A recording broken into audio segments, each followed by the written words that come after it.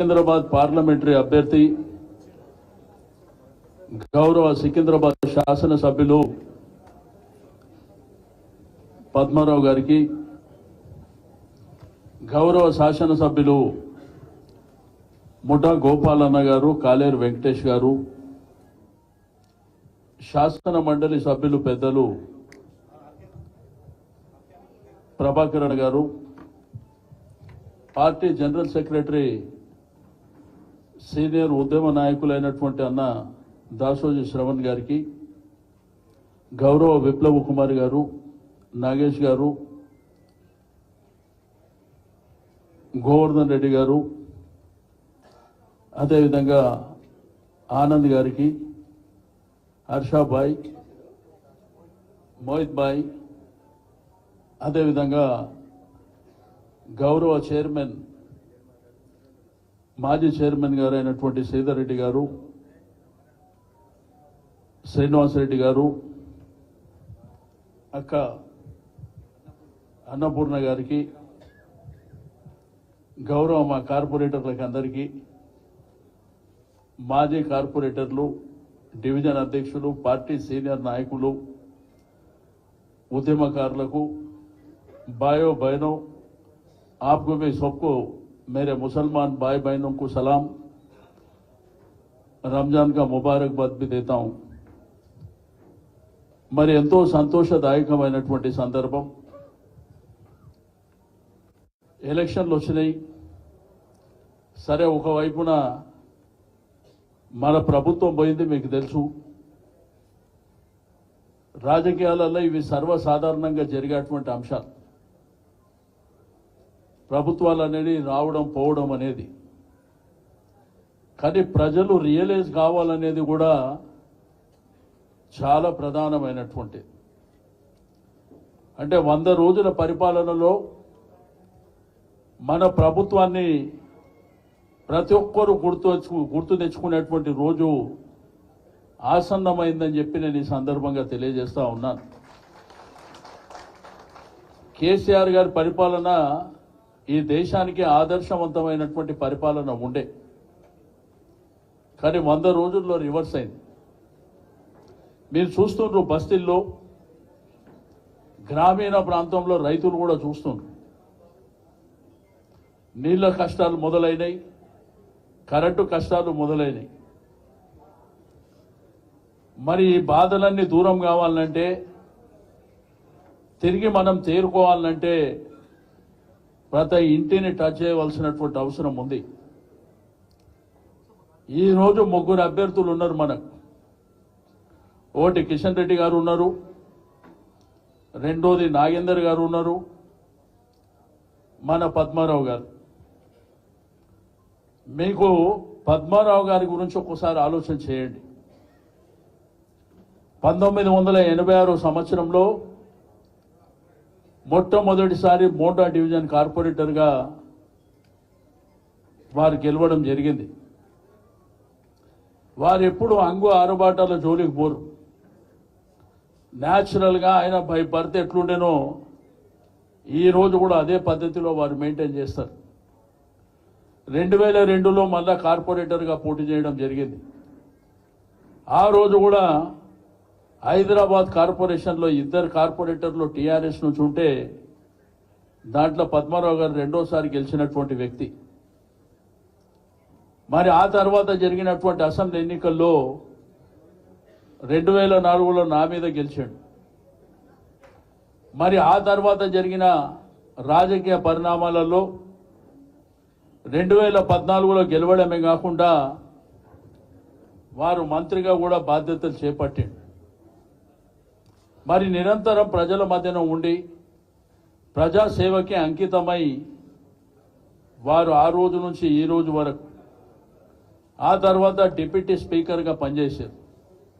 మరి మొన్న జరిగినటువంటి ఎన్నికల్లో భారీ మెజారిటీతోనే మరి సికింద్రాబాద్ కార్యకర్తలు ప్రజల ఆశీర్వాదంతోనే మంచి మెజారిటీతో గెలవడం జరిగింది. మరి ఈరోజు పద్మారావు గారు అయితేనే బాగుంటుందని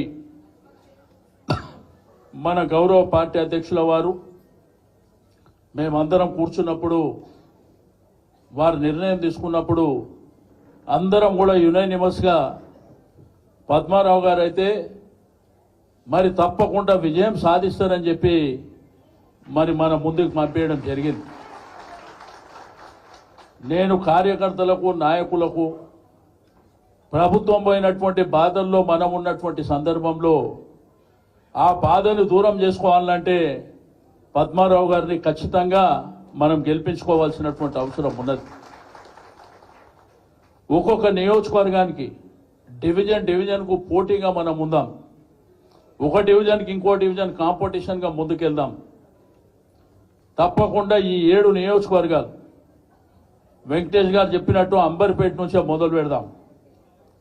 అంబర్పేట నుంచి మొదలుపెట్టి పక్కన ముషిరాబాద్ కానీ, సికింద్రాబాద్ కానీ, సనత్ నగర్ కానీ, మరి అదేవిధంగా జూబ్లీ హిల్స్, ఖైరతాబాద్, మరి దీంతో పాటు నాంపల్లిలో కూడా ఇంతకుముందు ప్రభాకర్ అని చెప్పిండు, ఆనంద్ గౌడ్ గారు ఇక్కడే ఉన్నారు, మా నాంపల్లి నాయకులు కూడా ఇక్కడే ఉన్నారు. మరి మీ అందరు కసిగా పనిచేసి తప్పకుండా మన అభ్యర్థిని గెలిపించుకుంటే ఆ ప్రభుత్వం పోయినటువంటి బాధని మరి ఎన్నికల్లో మనం తీర్చుకుందామని చెప్పి నేను ఈ సందర్భంగా తెలియజేస్తా ఉన్నాను. రాజకీయాలలో ఏది శాశ్వతం కాదు, అప్ అండ్ డౌన్స్ వస్తూనే ఉంటాయి. రాజకీయాల్లో మార్పులు చేర్పులు జరుగుతూనే ఉంటాయి. కానీ నిరంతరంగా ప్రజల కోసం నిలబడినటువంటి పార్టీ, ప్రజల కోసం నిలబడినటువంటి నాయకుడే చివరగా మిగిలేటువంటి అంశాలు. ఇక సంక్షేమం, అభివృద్ధి, కేసీఆర్ గారు చేసిన పరిపాలన మన రాష్ట్రమే కాదు దేశమంతా కొనియాడింది. కొత్తగా మనం చెప్పవలసినటువంటి అవసరం లేదు. కానీ ఈ పరిపాలన వచ్చిన తర్వాత ఎవరికి ఏం అందుతుందా, ఏం అందుతలేదా మనం రోజు చూస్తూనే ఉన్నాం. గోపీనాథ్ గారు చెప్పారు, కళ్యాణ లక్ష్మి మనం 1,00,000 ఇస్తామంటే 1,00,000 ఇస్తున్నాం. మేము 1,00,000 మీద తులం బంగారం ఇస్తామని చెప్పారు. ఇప్పుడు ఆ తులం బంగారం ఎక్కడ పోయిందో తెలియదు. కాబట్టి చాలా కార్యక్రమాలు ఉన్నాయి. రెండోది డెవలప్మెంట్ ఆగిపోయింది. ఇవన్నీ మనం నిరంతరంగా ఫైట్ చేయాలంటే మనం పద్మారావు గారిని గెలిపించుకోవాల్సినటువంటి అవసరం ఉన్నది. కాబట్టి మీకు అందరికీ తెలుసు, ఈ దేశంలో రాజకీయ పరిణామాలు చాలా స్పీడ్గా మారుతున్నాయి. మన రాష్ట్రంలో కూడా చాలా స్పీడ్గా మారుతాయి. తప్పకుండా రాష్ట్ర వ్యాప్తంగా మన బలమైనటువంటి అభ్యర్థులని మన గౌరవ పార్టీ అధ్యక్షుల వారు పంపించడం జరిగింది. ఇంతకుముందు తమ్ముడు శ్రీనివాస్ యాదవ్ గారు మాట్లాడినప్పుడు చెప్పారు, హైదరాబాద్ పార్లమెంట్ అంటే, ఓల్డ్ సిటీ అంటే ఏదో వాళ్ళే గెలుస్తారని కాదు. తప్పకుండా ప్రయత్నం చేద్దాం. ఏదైనా కానీ ప్రయత్నం లోపించకుండా మనం ముందుకు వెళ్దామని చెప్పి నేను ఈ సందర్భంగా తెలియజేస్తా ఉన్నాను. నిరంతరం ప్రజల్లో ఉన్నోళ్ళు ఎప్పటికైనా నిరంతరంగా ప్రజల్లో ఉండేటువంటి పార్టీకి విజయం చేకూరుతుందని చెప్పి నేను ఈ సందర్భంగా తెలియజేస్తా ఉన్నాను. నేను నాయకులకు, కార్యకర్తలకు సూచన చేస్తున్నా, దయచేసి పార్టీ అధ్యక్షుల వారు ఏ టైం అయితే మనకు ప్రోగ్రాం ఇచ్చిండ్రో అంతకంటే 15 నిమిషాల ముందే మనం ముందుకు రావాలి. నేను మా కార్పొరేటర్లకు కూడా చెప్తున్నా, మా ఎమ్మెల్యేలకు కూడా చెప్తున్నా, మా నాయకులకు చెప్తున్నా, మీరు మీటింగ్ స్టార్ట్ అయినాక గంట అయినాక వచ్చి నా కూర్చేది, నీ కూర్చేది అంటే ఏం చేస్తారు ఎవరైనా? మీరు 15 నిమిషాల ముందు వస్తే మీ కుర్చీ మీకు ఉంటుంది. దయచేసి ఏంటంటే కార్యకర్తలకు, నాయకులకు కూడా కమ్యూనికేషన్ అనేది ఇంపార్టెంట్. ఏదో మెసేజ్లు పంపించడం కాదు. ఎలక్షన్లలో ఫోన్ చేయాలి వాళ్ళకి. అందరికి ఫోన్ చేస్తే వాళ్ళకు కూడా ఉత్సాహం ఉంటుంది. ఏ నియోజకవర్గానికి ఆ నియోజకవర్గానికి సంబంధించినటువంటి గౌరవ శాసనసభ్యులు వాళ్ళతో ఎప్పటికప్పుడు ఇంటరాక్షన్ ఉంటే వాళ్ళకు కూడా ఉత్సాహం పెరుగుతుంది. డెఫినెట్గా మనకంటే ముందు వాళ్ళు డైనమిక్గా ముందుకు రావడానికి అవకాశం ఉంటుందని చెప్పి నేను ఈ సందర్భంగా తెలియజేస్తా ఉన్నాను. తప్పకుండా ఎలక్షన్ అనేది చాలా టైం ఉంది. అయినప్పటికీ మన ప్రోగ్రామ్ షెడ్యూల్ అంతా తయారు చేసుకోండి. ఫస్ట్ సికింద్రాబాద్ పార్లమెంటుకు సంబంధించి మరి జనరల్ బాడీ మీటింగ్ ఏర్పాటు చేసుకుంటాం. ఆ తర్వాత నియోజకవర్గాల జనరల్ బాడీ మీటింగ్లు ఏర్పాటు చేసుకొని మనం ఏదైతే బూత్ కమిటీ నుంచి మనం శాసన మండలి ఎన్నికల్లో కానీ కార్పొరేషన్ ఎన్నికల్లో కానీ అదేవిధంగా శాసనసభ ఎన్నికల్లో ఏ ఉత్సాహంతో పనిచేసినామో అదే ఉత్సాహంతో పనిచేద్దాం. డీలిమిటేషన్ అవుతుంది. డీలిమిటేషన్ అయినాక నియోజకవర్గాలు పెరుగుతాయి. మరి నియోజకవర్గాలు పెరిగినప్పుడు నాయకులు వేదిక మీద ఉన్నోళ్ళే కాదు, మీ నుంచి కూడా నాయకులు పుడతారు, నాయకత్వం పెరుగుతుంది.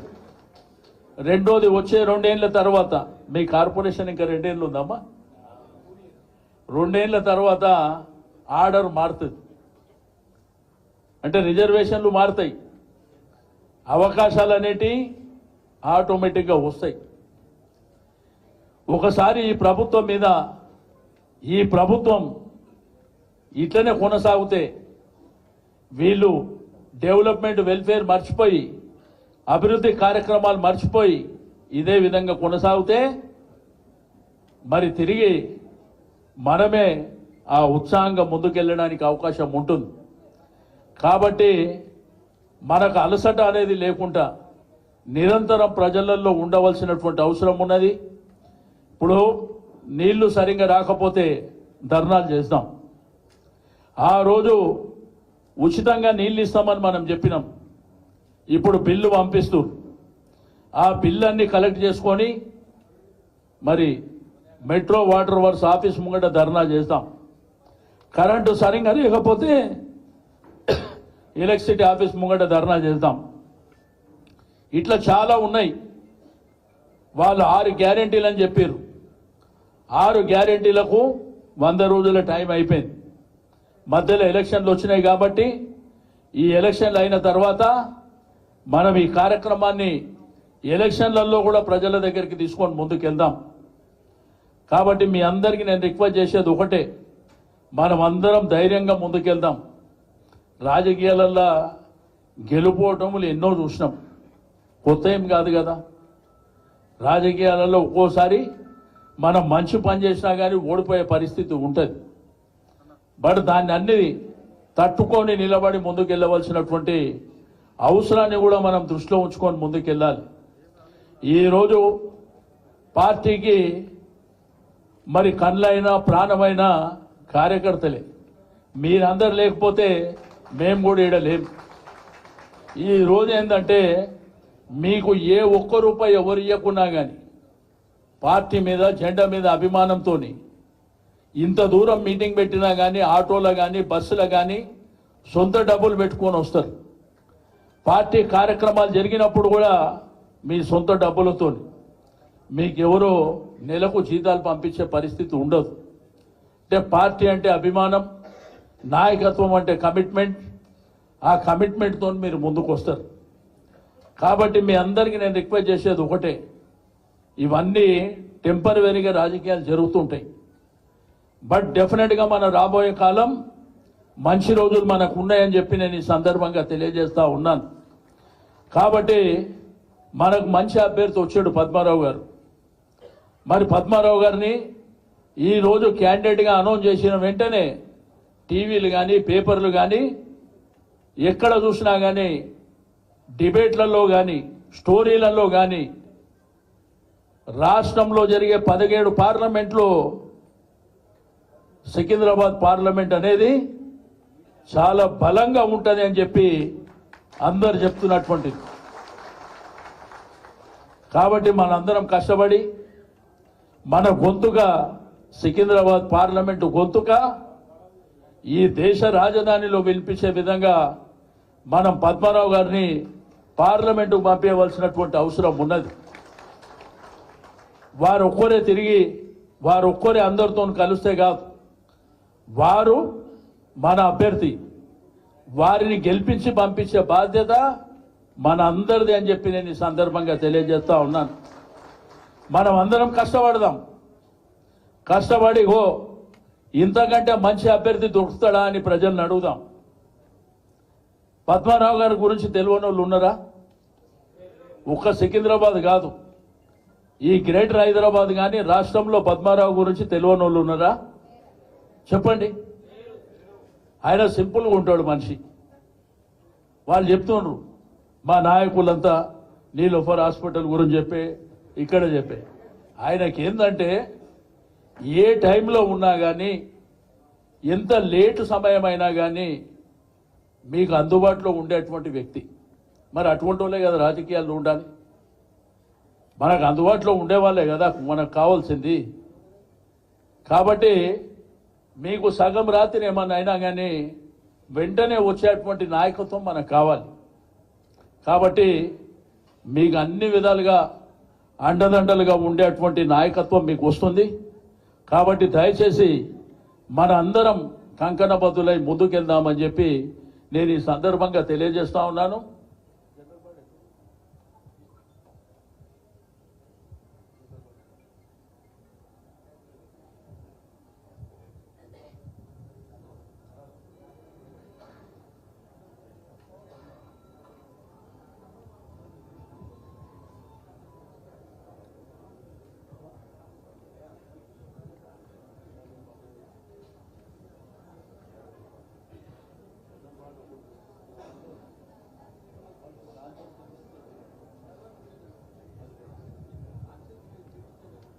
అయితే మీకు అందరికీ ఏంటంటే 2-3 రోజులలో షెడ్యూల్ ఇస్తాం. ఈ షెడ్యూల్ ఏంటంటే ఫస్ట్ నియోజకవర్గం జనరల్ బాడీ మీటింగ్ పెట్టుకుంటాం. ఒకరోజు సనత్ నగర్ ఉంటుంది, ఒకరోజు సికింద్రాబాద్ ఉంటుంది, ఒకరోజు ముషిరాబాద్, ఒకరోజు అంబర్పేట్, ఖైరతాబాద్, జూబ్లీహిల్స్, నాంపల్లి. ఒక్కొక్క రోజు జనరల్ బాడీ మీటింగు ఒక్కొక్క నియోజకవర్గంలో మనం ప్లాన్ చేసుకున్నాక ఈ 7 కంప్లీట్ అయిన తర్వాత సికింద్రాబాద్ పార్లమెంటరీ నియోజకవర్గం జనరల్ బాడీ మీటింగ్ పెట్టుకొని అప్పుడు బస్తీలలో మరి నియోజకవర్గంలో అనేకమైనటువంటి ప్రజల దగ్గరికి వెళ్ళడానికి మనం డెఫినెట్గా ప్లాన్ చేసుకొని ముందుకెళ్దామని చెప్పి నేను ఈ సందర్భంగా తెలియజేస్తూ మీ అందరికీ నేను కోరేది ఒకటే, మన కోసం పనిచేసినటువంటి కార్యకర్తలు, నాయకులు, పార్టీ అభిమానులు, సింపథైజర్స్ కానీ మీకు మొన్న అసెంబ్లీ ఎలక్షన్లో మీకు అందరికీ తెలుసు మనకు ఎవరు పనిచేసారు. వాళ్ళందరినీ మీరు అప్రోచ్ కండి. మీరు అప్రోచ్ అయ్యి అందరితో నిరంతరంగా మాట్లాడండి. ఈరోజు ముస్లిమ్స్ అయినా, క్రిస్టియన్స్ అయినా, సర్దార్ జిల్లా అయినా, నార్త్ ఇండియన్స్ అయినా అందరినీ, ప్రతి ఒక్కరిని, ఇక్కడ ఉన్నటువంటి మన స్థానికంగా ఉండే వాళ్ళైనా అందరినీ అపార్ట్మెంట్ కానీ, కాలనీ కానీ అన్ని ఏరియాలను కూడా మీరు సంప్రదించి మన కార్యాచరణ మనం తయారు చేసుకుందాం. అసెంబ్లీ ఎలక్షన్లో ఒక్కొక్కరు ఒక్కొక్క పద్ధతిలో ముందుకెళ్ళినాం. నేను ఒక పద్ధతిలో ముందుకెళ్ళినా, పద్మారావు గారు ఒక పద్ధతిలో వెళ్ళారు, గోపీనాథ్ గారు ఒక పద్ధతిలో వెళ్ళారు, వెంకటేష్ గారు, గోపాల్ గారు, మరి అదేవిధంగా అందరం ఒక పద్ధతిలో ముందుకెళ్ళినాం. కాబట్టి ఆ పద్ధతిలోనే మరి మనం గెలవడానికి పూర్తి స్థాయిలో కార్యాచరణ తయారు చేసుకొని ముందుకెళ్దామని చెప్పి మీకు 2 రోజులలో డేటు ప్రకటన చేస్తాం. కానీ నియోజకవర్గం మీటింగ్ జరిగేటప్పుడు మాత్రం 1000 మందికి తక్కువ ఉండకుండా మనం ప్లాన్ చేసుకొని ముందుకెళ్దాం. మీటింగ్ అవుతుంది, మీటింగ్ తర్వాత భోజనాలు జరుగుతాయి, మీటింగ్ జరుగుతుంది. మరి మీటింగ్ అయిన తర్వాత లంచ్ ఏర్పాటు చేసుకుందాం, మన కార్యాచరణ తయారు చేసుకుందాం. మరి అన్ని కార్యక్రమాలు చేసుకొని మనం ప్రజల దగ్గరికి ఈజీగా ముందుకు వెళ్ళడానికి అవకాశం ఉంటుందని చెప్పి నేను ఈ సందర్భంగా తెలియజేస్తూ, మరి ఈరోజు ఈ కార్యక్రమంలో భాగస్వామ్యమైనటువంటి మా అక్క చెల్లెళ్లకు, అన్నదమ్ముళ్లకు ప్రతి ఒక్కరికి మనస్ఫూర్తిగా అభినందనలు తెలియజేస్తూ సెలవు తీసుకుంటా ఉన్నాను. జై తెలంగాణ, జై తెలంగాణ.